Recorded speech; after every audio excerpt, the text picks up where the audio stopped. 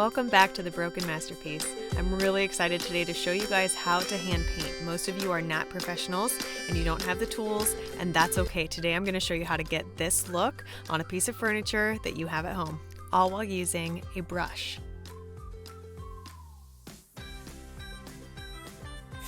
Alright, since we are doing this piece by hand, just to show you that you can do this at home and you don't have to have all my professional tools, you're going to buy a tack cloth. This is like $1.50 at Lowe's. You're going to get some sandpaper. This is a 30-20, which is really light grit. You probably want some gloves so you don't sand off your fingertips. And then you're going to want to paint stir stick. So we've already primed these. Everything has already been primed. We went through it with a really good brush and then went back over it with really light strokes. Again, my big thing is use your opposite hand, the one that you're not usually using, as your last stroke, because it's going to be really light on that side. Just a little trick I've learned. So we're going to go through and I'm going to fold this. This is from a full sheet of paper. You're going to fold it in half. You're going to have it like this. Then you're going to go, boop, boop. Yep, make the sound effects too. And you're going to fold it just like that. Now I'm going to put on my gloves. And we're going to go through and we are going to take off any bit of brush strokes that the primer left and any other gross bits that might just be stuck on there. And then we're going to wipe it with the tack cloth and then we're going to start our painting.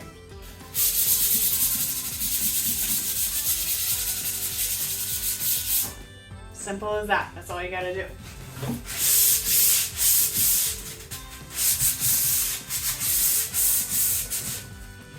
Now this one's harder because you got to get up to those corners.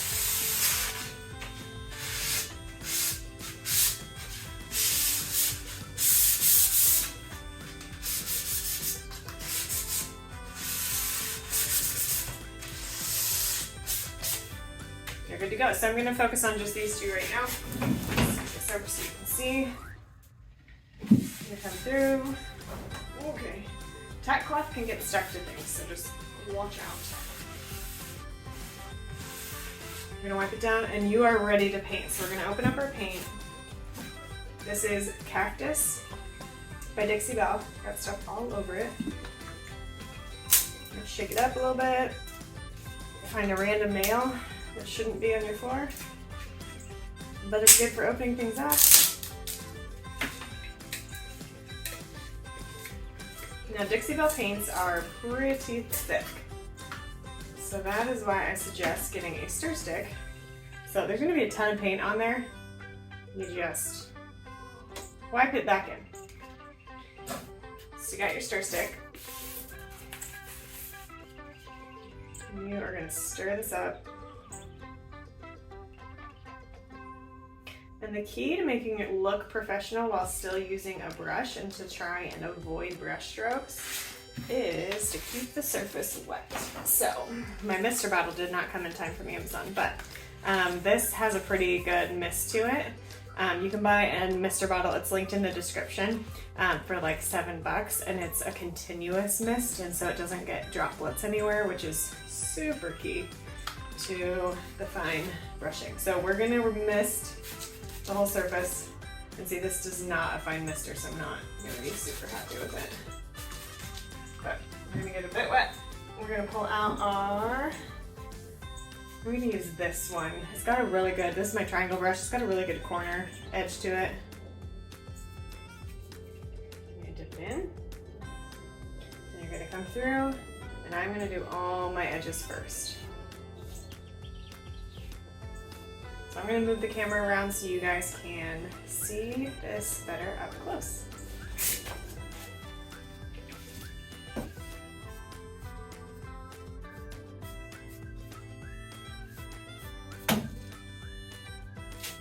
And you can even spray your brush if you want to get it just a little bit more smooth. But what that's going to do is it's going to thin it down as you're painting it, so you don't need to thin down the can. Not the can, the old jar of paint. You're going to be thinning it as you go to get no brush marks.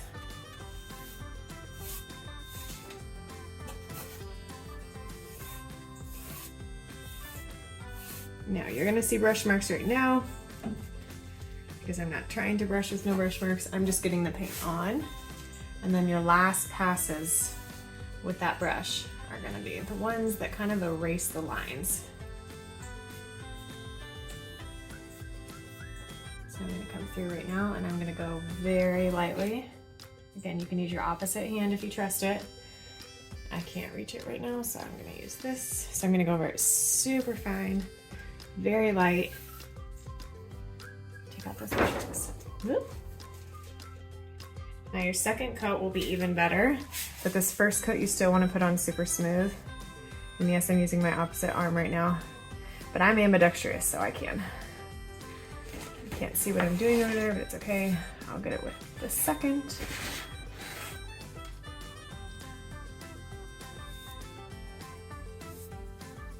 This corner brush is amazing for getting into those crevices right there.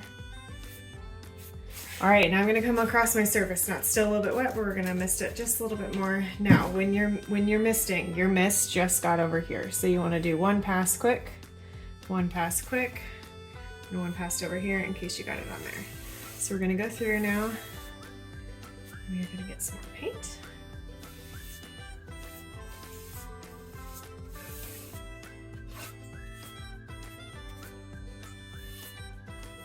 Now I'm gonna go deep into those grooves so I can make sure I get enough paint in there.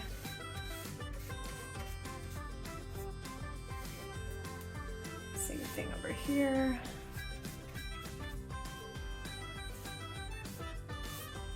I'm gonna make sure everything is covered.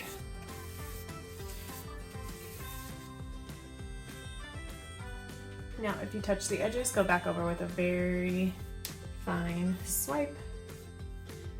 I'm gonna get a little bit more paint on my brush. Spray that. And I want it to be nice and smooth. And this paint also is an all-in-one, so it should self-level. I don't trust it on its own. So that is why I'm using a mister.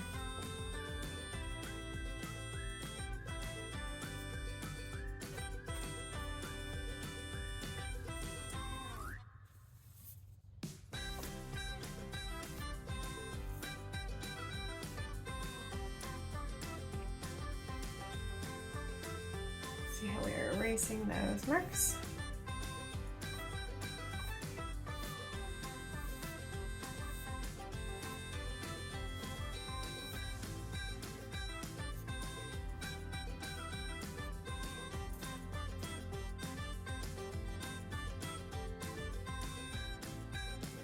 Coming through with the opposite hand.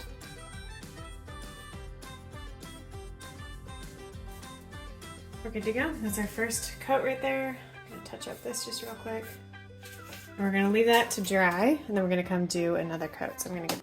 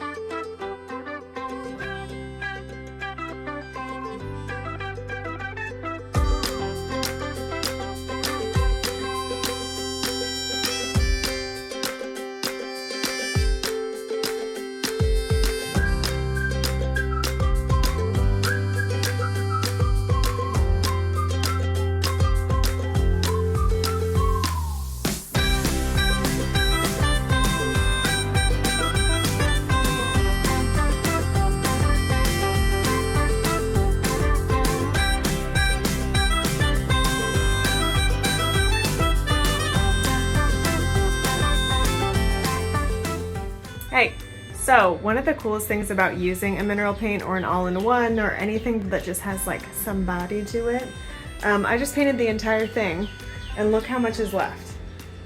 The entire dresser. And I have that much left. It's like I just opened it. So round 2, here we go. For round 2, you're going to want to do the same thing. You're going to mist your surface. If you have a lot of brush marks, you're going to want to sand those down and wipe it with a tack cloth. But the first go around, I made it really light strokes, so the second go around, I just had to put it right on top. After 2 coats of paint, everything looked perfect. So now I'm going to apply my top coat by hand as well, and I'm going through the same thing you did. Now I'm using the 2-inch beveled brush by Zebra, and I love this because I can flip it over and use a lighter side, it's angled, to do my last finishing brush stroke. Now you're going to want to do the lips just like that. You're going to want to go over the top, and you just want to get it on there, but then your last brush strokes, the same as painting, are going to be really fine and really smooth and all in one direction. If anything, go from the edge and lift up in the middle so that you're not continuing on the whole thing if you need to. Now again, with this top coat, you're not misting the surface at all, so please do not mist the surface. You only did that with the paint because the paint is really thick. The top coat's a lot thinner, and it also self-levels a bit, so you should be fine with your very fine ending brush strokes. I like using a polyacrylic instead of wax because I find with most of my buffets, they're going to be in homes where things are going to be placed on it or touched, and wax just wears off over time.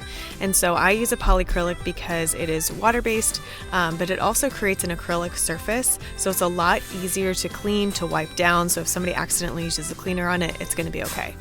So I'm on the top right here. My other video that I'm going to put up, I stained the top with the Lily Moon gel stains, and I'm going over it with the same water-based polyacrylic. It's going to create a really long-lasting surface that's going to be stable and also very kid-proof, if I can say that.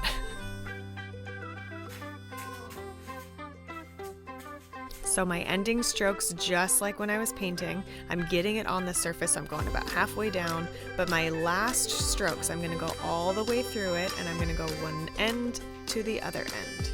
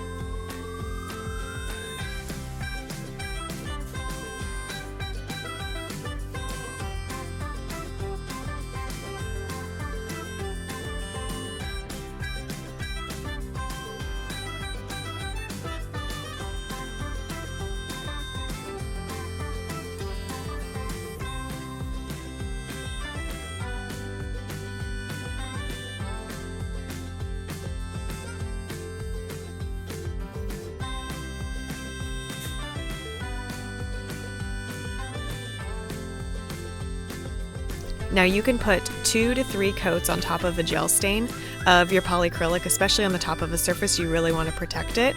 On the rest of it, because it was an all-in-one paint, I just used 1 coat of the polyacrylic because it had a sealer in it to begin with, but I also like top coating even my all-in-one paints just to give it that extra layer of protection.